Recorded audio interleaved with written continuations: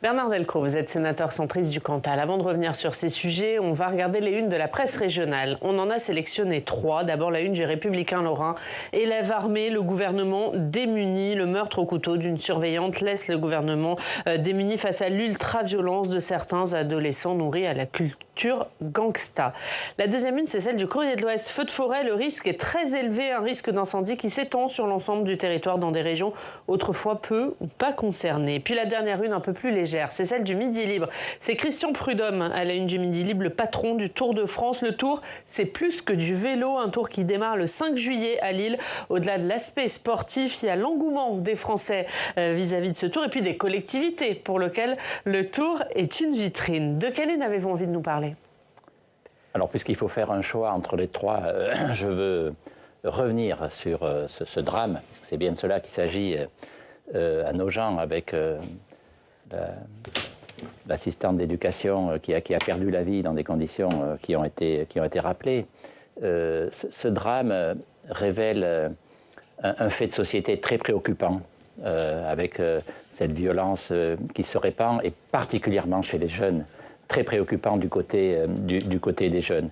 Alors il y a évidemment plusieurs causes à tout ça, et il faut agir sur tous les fronts, mais je pense que les réseaux sociaux ont leur part de responsabilité dans cette affaire.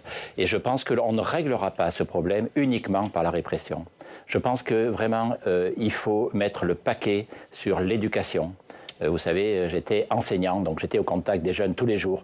Il faut mettre le paquet sur l'éducation, sur la formation des enseignants.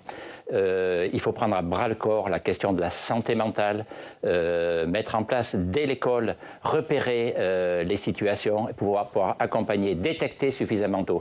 Donc je pense que, franchement, pour essayer d'avancer sur cette question-là, c'est vraiment sur l'éducation, la formation des enseignants et la santé mentale qu'il faut agir en priorité. Mais quand vous entendez hier le procureur qui dit que cet élève de 14 ans reconnaît les faits, mais ne présente ni compassion, ni regret vis-à-vis de ce qu'il a fait, qu'il avait ce projet depuis samedi, et qui, pour le coup, selon les premiers éléments, il ne présente pas de trouble mental. Comment on fait face à ce type de profil ?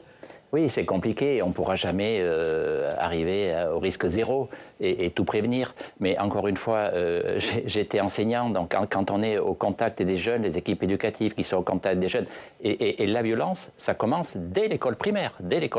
Donc ça veut dire plus de sanctions à l'école ? Gabriel Attal, par exemple, il dit qu'il faut un barème national de sanctions. Oui, mais bien sûr... C'est une réponse, ça, ou pas ? Alors, bien sûr qu'il faut des sanctions, mais on ne réglera pas tout par les sanctions et la répression. Et je pense que ce qui est important, c'est la pédagogie. Et c'est arriver à détecter dans une classe, on arrive parfois à détecter, pas toujours, mais on arrive parfois à détecter des situations, des comportements qui doivent nous alerter.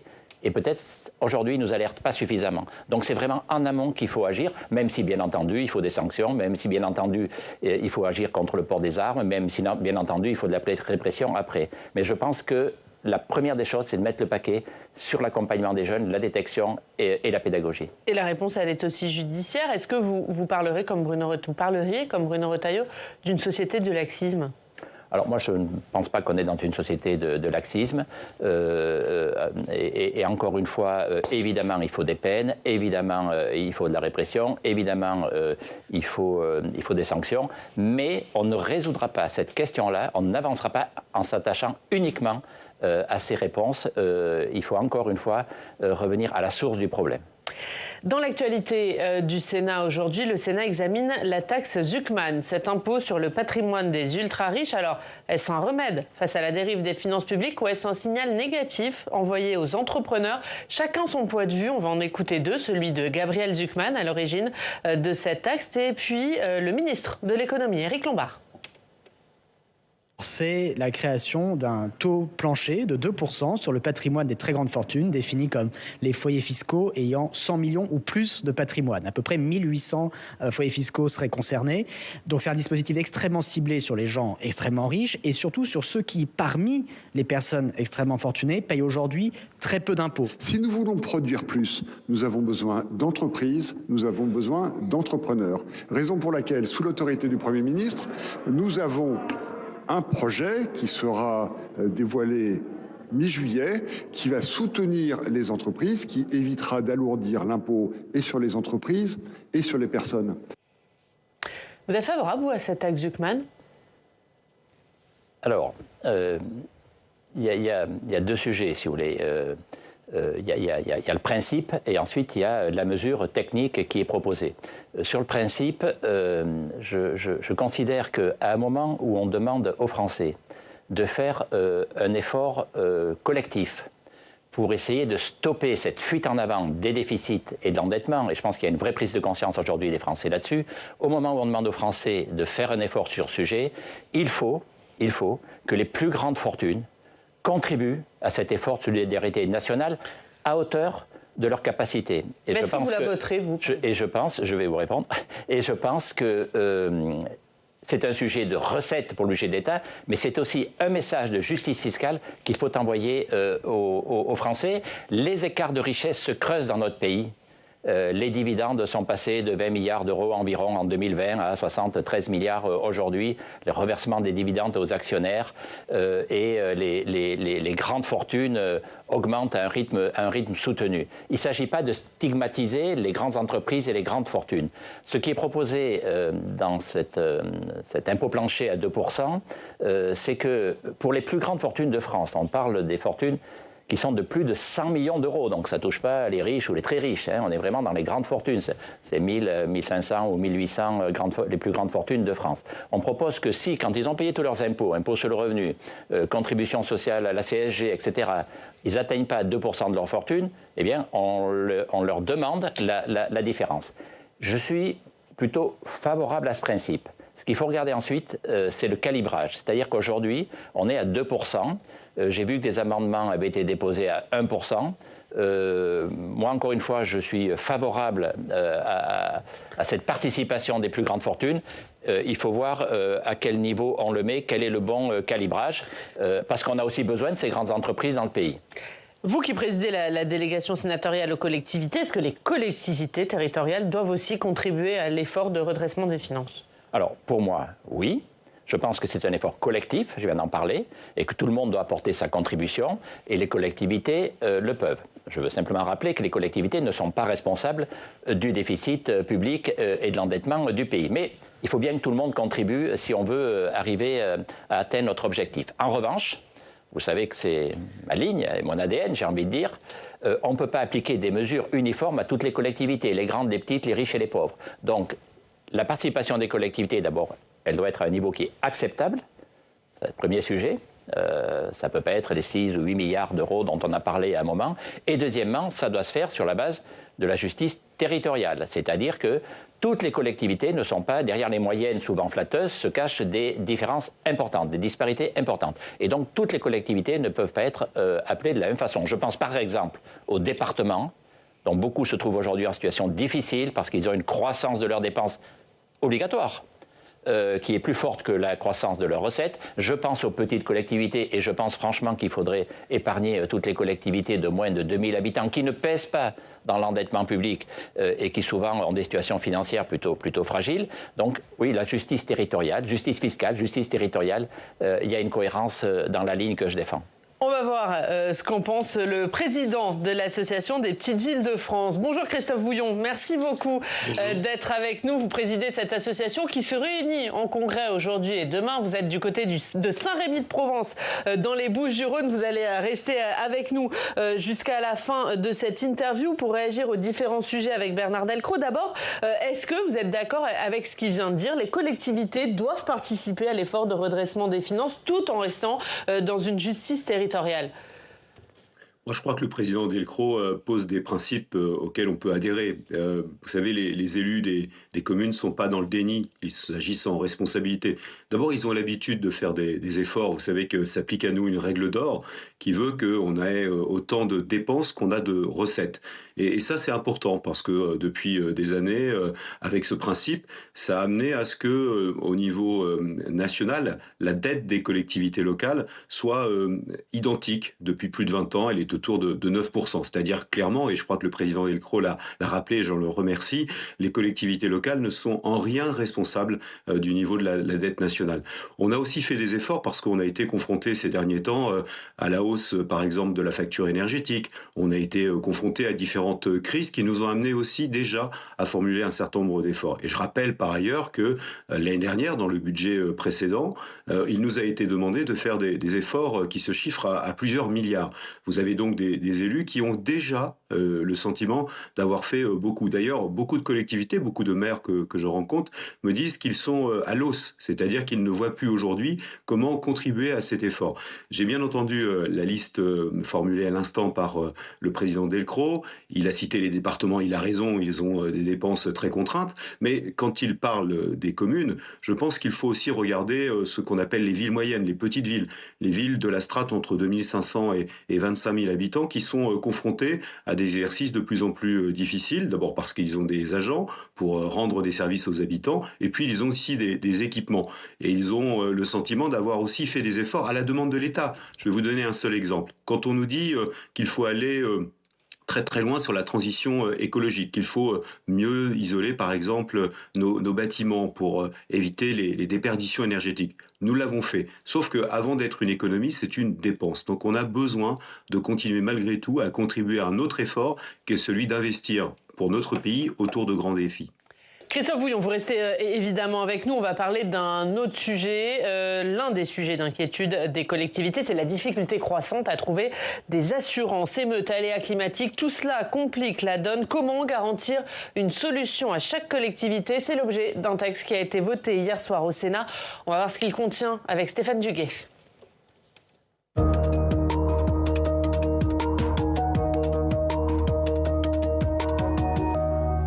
Bonjour Oriane, bonjour Bernard Delcros. Bonjour.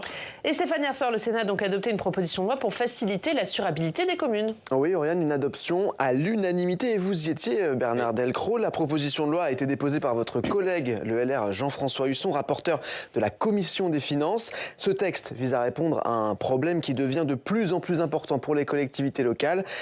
Assurer, c'est bien, comme par exemple leurs bâtiments publics. Un constat dressé lors d'une mission d'information, c'était au Sénat l'année dernière. Tout à fait, une mission d'information menée par le même Jean-François Husson. Il a lancé une consultation en ligne. 713 élus locaux ont répondu et les résultats sont édifiants.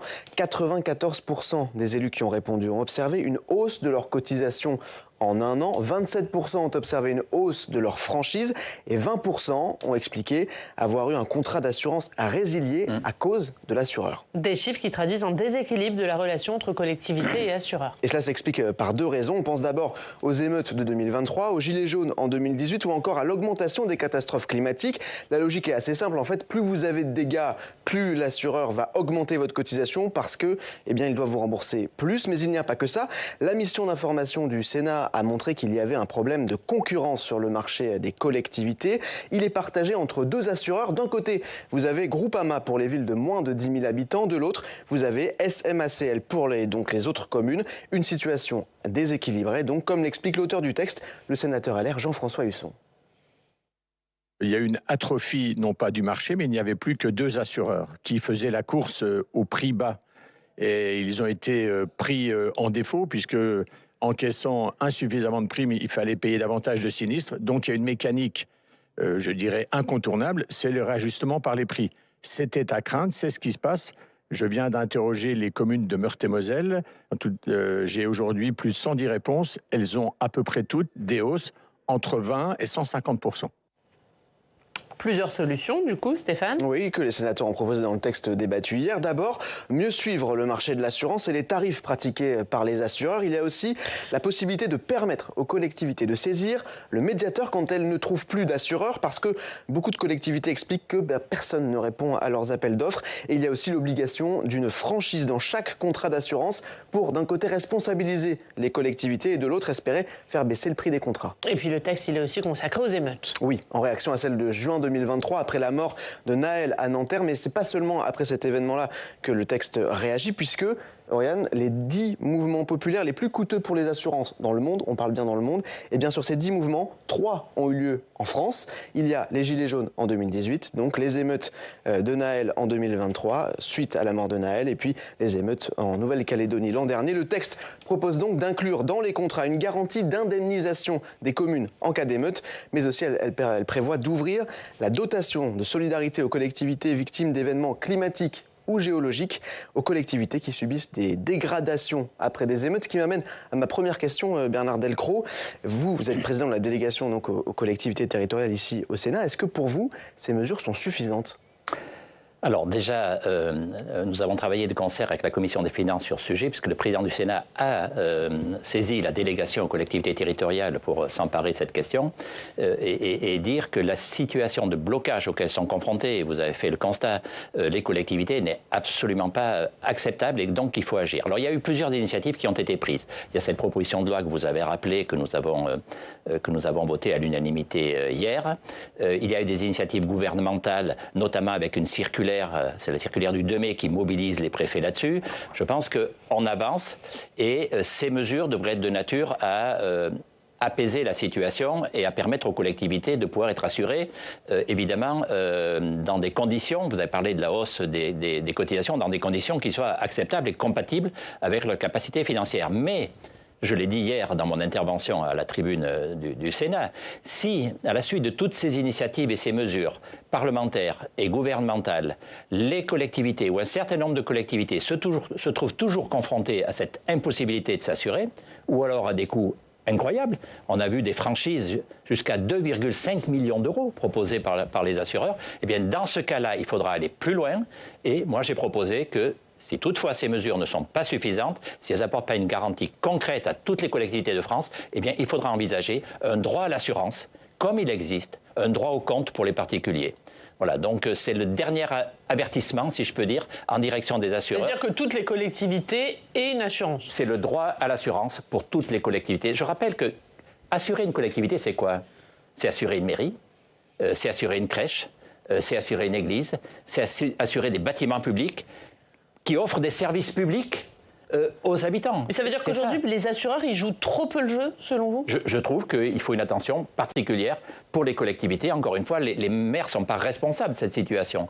Et ils remplissent des missions de service public. Et assurer une collectivité, c'est permettre aux maires de remplir ces missions de service public, dont certaines d'ailleurs sont confiées par l'État. Donc chaque commune de France doit pouvoir souscrire un contrat d'assurance qui soit, encore une fois, acceptable, qui soit acceptable du point de vue des capacités financières de la collectivité. Donc je pense que cet ensemble de mesures, et notamment le texte d'hier, doit nous permettre d'avancer. Si cela ne règle pas le cas pour toutes les collectivités de France, nous passerons à une étape supérieure. En tous les cas, nous ferons une proposition du droit à l'assurance pour toutes les collectivités de France. Donc une nouvelle proposition de loi ?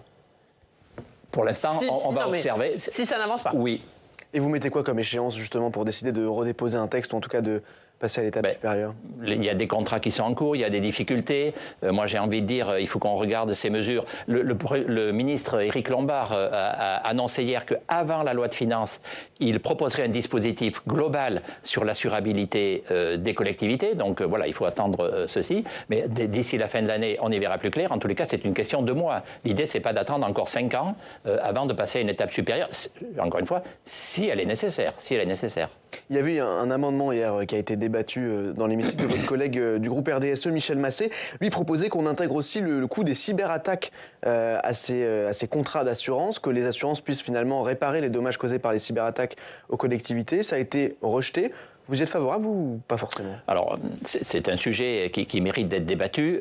Et je pense malgré tout qu'il faut faire les choses dans l'ordre, si je peux dire, et pas trop charger la barque, si vous me permettez l'expression. Pour l'instant, il faut déjà répondre aux situations de blocage qu'il y a dans le pays. Aujourd'hui, on a des collectivités qui ne peuvent plus s'assurer. On a eu, dans nos auditions, on a eu des témoignages tout à fait édifiants. Des collectivités qui se sont tournées vers des assureurs étrangers, une collectivité en Suisse, aux États-Unis, une collectivité qui a dû se tourner vers un assureur au Japon, et d'autres qui se trouvent sans contrat d'assurance. Donc il faut d'abord régler, c'est l'urgence, c'est la priorité, ces situations-là, et après nous verrons si nous pouvons étendre à d'autres sinistres la question des contrats d'assurance. Christophe Bouillon, je reviens vers vous, je le rappelle, vous êtes le président de l'association des petites villes de France, vous êtes avec nous depuis Saint-Rémy-de-Provence. Que pensez-vous de ce texte ? Est-ce qu'il répond à la problématique que rencontrent les collectivités ?